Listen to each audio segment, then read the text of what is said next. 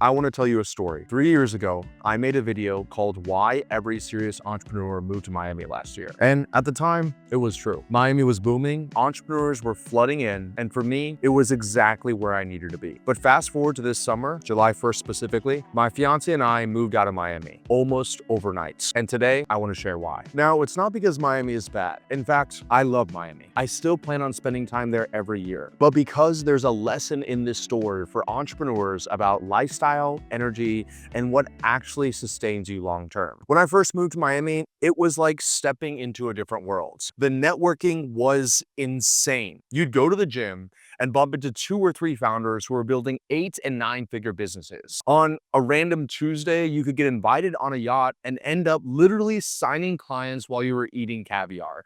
It felt like a movie. The energy of the city was electric. Everyone was building, everyone was pushing, and for someone in their 20s trying to scale a business and build a network, it was literally perfect. And for a while, it really served me. Miami forced me to level up. It pushed me harder, gave me access to mentors, partners, and friends who were just as ambitious as I was. But here's the thing, life isn't static. Seasons change. This past summer, my fiance and I were at a wedding, and I casually mentioned to a friend that someday we'd love to have a place where we grew up, Grayton Beach, Florida. Well, it turns out that friend was a real estate agent, and 2 months later, we bought a house there. At first, the plan was to keep both. We'd have our base in Miami and a quieter lake house up here. But within weeks of moving to Grayton, something shifted. I noticed I was calmer, less stressed, more present. Suddenly, I wasn't fighting traffic. I wasn't paying $60 just to valet my car for dinner. I was walking on the beach with my family after work instead of circling restaurants trying to find parking. And the contrast was so stark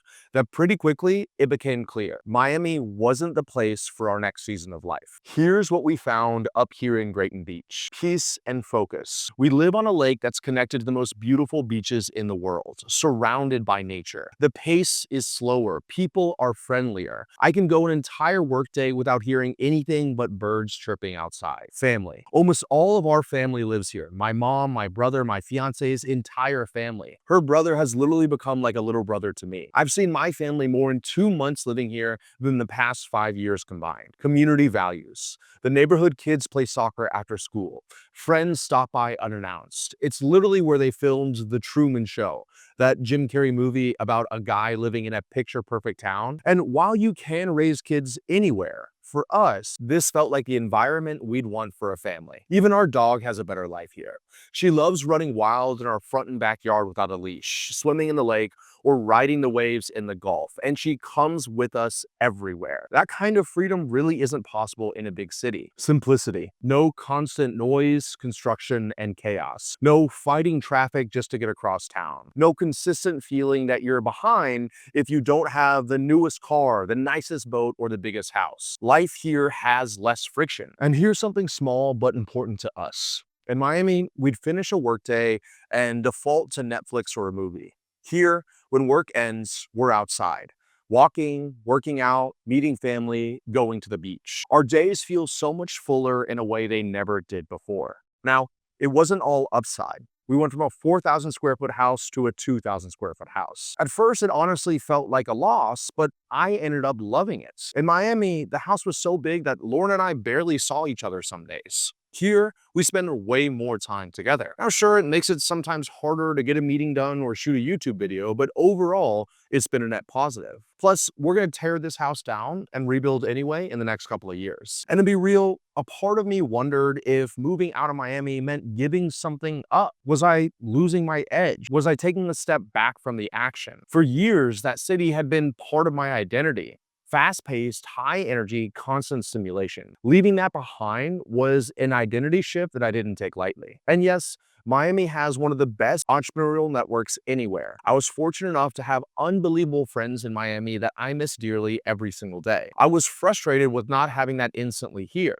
But then I realized I built it once, I can build it again. It just takes intentionality. And the food scene here, let's just say that we're cooking a lot more at home. So yeah, there were trade-offs, but the peace and simplicity that we've gained here, for us, that's been worth it. So Why am I telling you this? Because Miami, for me, was the perfect place for a sprint. A season of building fast, networking hard, and living that high energy ecosystem. But eventually, if you're not careful, that sprints can become a rat race. Not for everyone, but I see it happening to people who don't even realize it. There's always a bigger boat, a nicer house, a flashier lifestyle. And what originally motivated you can start to drain you. That's not unique to Miami.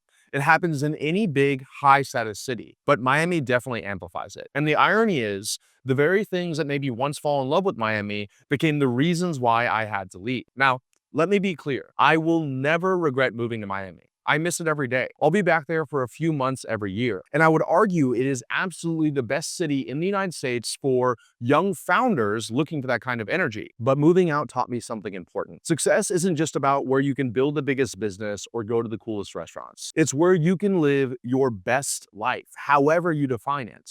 And for me, right now, that means a lake house in Grayton Beach, Florida.